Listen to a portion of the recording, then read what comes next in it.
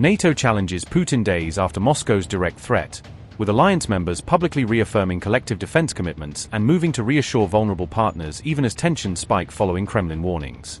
France and the UK anger Putin by seizing a tanker that sailed from Russia, an assertive interdiction that Paris and London say was necessary for security or legal reasons and that Moscow denounces as an unlawful escalation.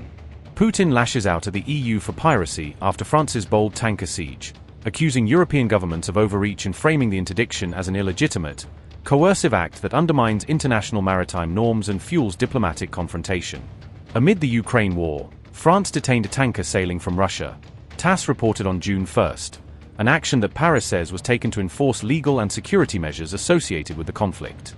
French President Emmanuel Macron said the operation was carried out in the Atlantic Ocean, specifying the location as authorities described a coordinated maritime interdiction meant to prevent the vessel from reaching its intended destination. The French Navy, with help from the UK and other partners, detained a Russia-linked tanker, conducting a joint operation that combined naval assets and intelligence to board, secure, and redirect the ship for inspection and legal processing. French President Emmanuel Macron said, and I quote, "Yesterday morning, the French Navy detained another oil tanker, the Tagor, sailing from Russia and subject to international sanctions. This operation was carried out on the high seas in the Atlantic Ocean with the support of several partners, including the UK, and in strict accordance with maritime law." Unquote. The Tagor oil tanker flew the Madagascar flag, and its last port call was in Murmansk in early May, a routing detail that linked the vessel to northern Russian shipping patterns and drew scrutiny from maritime authorities. France's seizure of the Tagor came months after their navy detained the Deyna oil tanker, part of a sustained campaign by Paris to interdict vessels it says are tied to opaque Russian logistics networks. On March 20th, the Deyna oil tanker was flying the Mozambican flag and had departed from Murmansk, movements that French officials cited when characterizing the ship as operating within the shadowy periphery of sanctioned maritime traffic. The Deyna was observed to be part of Russia's shadow fleet, the French president said, a designation meant to highlight how certain vessels are used to obscure cargoes, ownership, or sanction evasion activity linked to Moscow. On April 16th, French authorities lifted the detention of the Deyna after charging a fine, a resolution that allowed the vessel to resume operations while signaling that legal and administrative penalties had been applied. Moscow earlier said it would counter the European Union's piracy in maritime regions, denouncing interdictions as unlawful and warning of reciprocal measures to protect what it frames as Russian commercial interests on the high seas. Tensions have soared between Russia and NATO's leading power, the United States, over the presence and possible expansion of American troops in Eastern Europe. Moscow has warned that deploying additional US forces near Russia's borders would be unacceptable, framing such a move as a direct threat to its security. These remarks were delivered by Russian Foreign Ministry spokesperson Maria Zakharova on May 28, giving them the weight of an official government position. The prospect of relocating U.S. military bases and contingents, as we suspect, from Central and Eastern European countries considered less trustworthy to those considered more trustworthy by the United States, including Poland, literally within striking distance of our country's western borders, is unacceptable. This would not only inevitably necessitate the forced adoption of military technical measures necessary to ensure the security of the Russian Federation, but would also result in a significant escalation of tensions throughout Europe, especially given the increasingly provocative stance of the United States' European satellites toward the Russian Federation. Zakharova also argued that reducing US military personnel in Europe would be a rational, justified, long overdue step towards lowering tensions.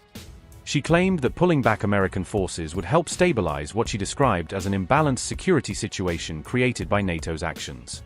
By contrast, she warned that deploying more troops would place them literally within striking distance of Russia's borders, increasing the risk of confrontation.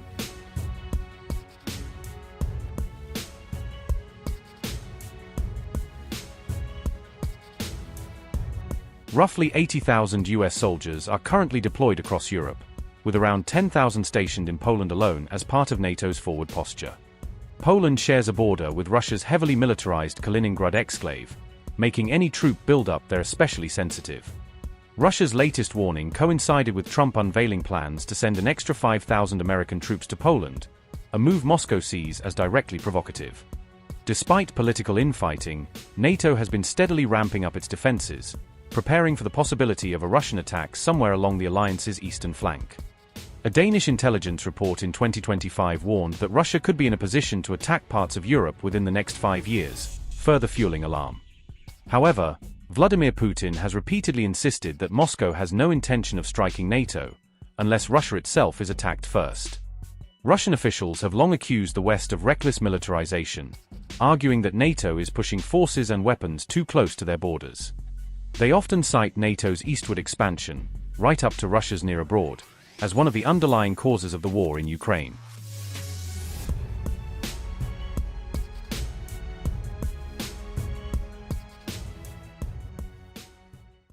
A top Putin aide threatened European leaders after they ignored Russia's latest warning surrounding escalating tensions linked to Kiev recently.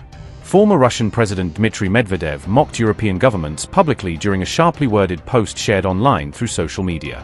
Medvedev criticized the European Union for continuing diplomatic operations inside Ukraine's capital despite mounting Russian military threats recently nationwide. The remarks followed Moscow's warning urging foreigners to leave Kiev before possible systematic strikes targeting the Ukrainian capital unfold. Dmitry Medvedev said, and I quote, "The EU has said it will maintain its diplomatic presence in Kiev unchanged, despite Russia's warnings. Well, apparently they've got diplomats to spare and need to trim the headcount." Unquote. Russia increased pressure on Europe by signaling possible escalation connected to continuing attacks and rising tensions surrounding the ongoing conflict. Despite Moscow's warnings, the European Union announced it would maintain diplomatic missions and personnel inside Kiev without any reductions. Anua Elenouni said, and I quote, "We will not change our position or presence in Kiev. Russian attacks, unfortunately, are daily reality both in Kiev and in other parts of Ukraine. Russia is once again trying to cynically shift the blame for its own aggression, Russia's aggressive war against Ukraine, onto Ukraine." Unquote. Russia earlier accused European leaders of allowing Ukraine complete freedom despite escalating attacks and growing regional instability recently nationwide. European officials dismissed Moscow's warnings as intimidation tactics designed primarily to spread fear and pressure Western governments politically afterward. The escalating rhetoric fueled fears that Russia could intensify military strikes against Kiev during the already volatile conflict phase anytime. A Russian foreign ministry official made the remarks in comments carried by the Izvestia newspaper, according to TASS. Rodion Moroshnik said Europe was deliberately ignoring what Moscow described as Ukraine's violations of international and humanitarian law. Rodion Moroshnik said, and I quote, "This, war crimes, is one of the important issues that will undoubtedly arise on the negotiation track. The question here is whether international humanitarian law in the form of the Geneva Conventions, additional protocols, and a whole list of conventions should be swept under the rug, or whether international humanitarian law is binding on everyone. If it is binding on everyone, then Europe will have to admit that Kiev committed such crimes." Unquote.